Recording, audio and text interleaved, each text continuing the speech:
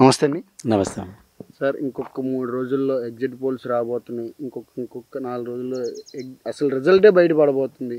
అసలు ఏపీలో సీఎం ఎవరైతే ఈసారి ఏపీ ప్రజలకు మంచిదంటారు?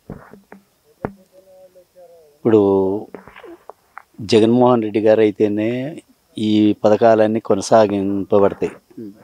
అదే చంద్రబాబు నాయుడు వస్తే ఈ పథకాలన్నీ అటకెక్కుతాయి. సో జగన్మోహన్ రెడ్డి గారి వల్లే రేపు అభివృద్ధి జరగాలన్నా, ఇప్పుడు ఈ పథకాలన్నీ ఇంప్లిమెంట్ కావాలన్నా జగన్మోహన్ రెడ్డి గారే సీఎం అయితే బాగుంటుంది. అంటే ఇక్కడ ఎగ్జిట్ పోల్స్ ఎలా అయితే తీర్పిస్తాయో మ్యాక్సిమం అవే రిజల్ట్లో కనబడతాయి. కానీ ఈసారి ఏంటంటే కూటమి వచ్చే అవకాశం ఉందని చాలామంది చెప్తున్నారు. దాని గురించి మీరేమంటారు? ఎగ్జిట్ పోల్స్ 100% కరెక్ట్గా చేస్తున్నారు, అనలైజ్ చేస్తున్నారు ప్రతి ఒక్క అనలిస్టులు. సో అది కరెక్ట్ కాకపోతే వీళ్ళు గగ్గోలు పెట్టేవాళ్ళు, పవన్ కళ్యాణ్, చంద్రబాబు నాయుడు వీళ్ళంతా గగ్గోలు పెట్టేవాళ్ళు, టీవీల ముందు డిబేట్లు పెట్టి అవి పెట్టి ఇవాళ స్కాండ్ అవటానికి కారణం సగం అదే.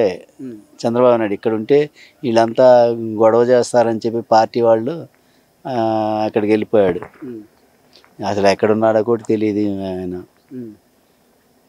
అయితే నిన్న జరిగిన జయంతి మహోత్సవంలో అసలు ఎవరు కూడా లేరు. బాలయ్యను మనవులు ఇద్దరు తప్ప ఇంకెవరు కూడా లేరు గాడి దగ్గర.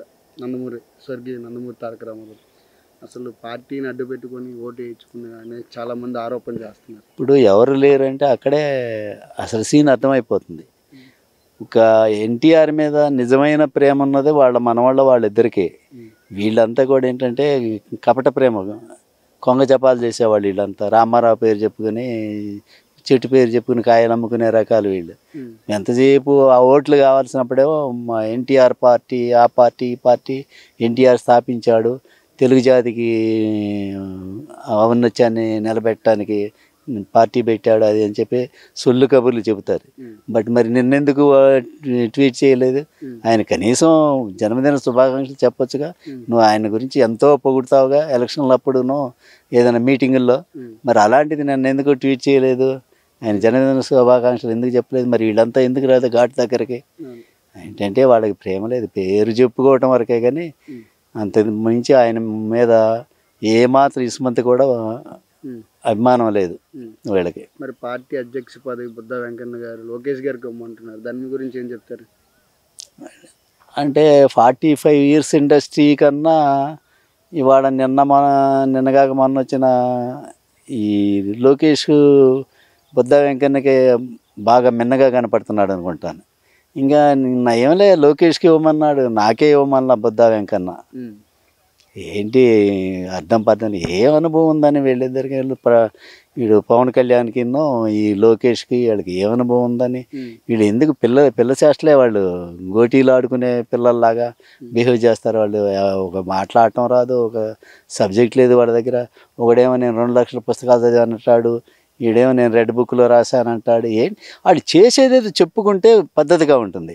అలా కాకుండా నేను రెడ్ బుక్లో రాస్తున్నాను, ఆఫీసర్ పేరు రాశా, ఈ ఆఫీసరు ఆ మినిస్టర్ పేరు రాశాను, వీళ్ళందరూ నేను అధికారంలోకి వచ్చిన ఏం చేస్తాడు? అధికారం వచ్చి మరి ఇప్పుడు అదే జగన్మోహన్ రెడ్డి చేయొచ్చుగా ఆ పనే, ఎందుకు చేయట్లేదు? దానికి కొన్ని రూల్స్ చట్టాలు ఇవన్నీ ఉన్నాయిగా. చట్టాన్ని అతిక్రమించి వీళ్ళందరి పని పడతాడా? ఏంటది పిల్ల చేష్టలు, చిన్న పిల్లలు మా ఇంటికి రా చూసుకుందాం, మా బజార్కి రా చూసుకుందాం అన్నట్లు ఉంటాయి వీళ్ళ మాటలు. మరి ఇక్కడ పవన్ కళ్యాణ్ గారు పక్కాగా పిఠాపురంలో గెలుస్తారని వర్మ గారు చెప్తున్నారు. దాని గురించి మీరేం చెప్తారు? వర్మ గారు చెప్పకపోతే మరి వర్మ సపోర్ట్ చేశాడు అనుకోరు కదా. అందుకని వర్మ గారు చెప్తాడు పవన్ కళ్యాణ్ గెలుస్తాడని. ఎందుకంటే వర్మ సపోర్ట్ చేయాలి. యాక్చువల్గా అక్కడ ఓట్లు వేయించలేదు వర్మ. చంద్రబాబు నాయుడు కూడా వేయించలేదు, సపోర్ట్ చేయలేదు అక్కడ. ఎందుకంటే ఓడించాలి. పవన్ కళ్యాణ్ ఒకవేళ గెలిస్తే అసెంబ్లీకి వస్తే రేపు ఏమన్నా బలపడతాడనే ఉద్దేశంతో చంద్రబాబు నాయుడు సపోర్ట్ చేయాలా, వర్మ సపోర్ట్ చేయాలా, ఎవరు సపోర్ట్ చేయాలి అక్కడ. మరి ఆయన సార్ పక్కాగా 1,00,000 ఓట్లతో పక్కాగా ఈసారి గేటు దగ్గరికి రానివ్వనని చెప్పి గేటు తన్నుకొని వెళ్తానని కూడా ఆయన ట్వీట్ చేస్తున్నాడు కదా వర్మ గారు. నీకు అక్కడ సెక్యూరిటీ వీళ్ళు ఎవరు ఉండరండి. నేను గేట్లు తన్నుకునేది, గేట్లు పగల కొట్టుకెళ్ళటానికి, లేకుంటే గ్రైనేడ్స్ విసరటానికి అక్కడ ఎవరు ఉండరండి. ఏం మాటలు అవి? గేట్ తన్నుకుని వెళ్ళేది. ఉమ్, నువ్వు గెలవకుండా ఎలా వెళ్తావు, గెలిస్తే వెళ్తావు, అవును. లేదంటే విజిటర్ పాస్ తీసుకుని వెళ్తావు. ఉమ్, అంతేగాని నువ్వు ఎలా వెళ్తావు అసెంబ్లీలోకి అవును. గెలవకుండా? ఉమ్. అయితే ఈరోజు జరిగిన శ్రీనివాస్ రెడ్డి గారు కూడా 9వ తారీఖుకి ఆల్రెడీ అంటే ఫుడ్ మేనిఫెస్టో కూడా రిలీజ్ చేసేసారు. మెను అంటే ఏమేమి పెట్టాలి, ఏం చేయాలి అనేసి. అది ఏంటి అసలు అంత నమ్మకంతో ఎలా మొత్తం అన్ని సక్రమంగా ఒక్కొక్కటి చెప్పుకుంటూ వస్తున్నారు? వాళ్ళదంతా కూడా ఓవర్ కాన్ఫిడెన్స్, ఉమ్, వీళ్ళదేమో పక్కా కాన్ఫిడెన్స్.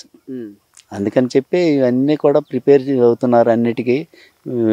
వెన్యూ ఎక్కడ, ఏంటి, మెను ఎలా ఉండాలి, ఏంటి, ఇవన్నీ కూడా ప్రిపేర్ చేస్తున్నారు. ఉమ్. ఎందుకంటే వీళ్ళు 100% వీళ్ళకి కాన్ఫిడెన్స్ ఉంది కాబట్టి. ఓకే.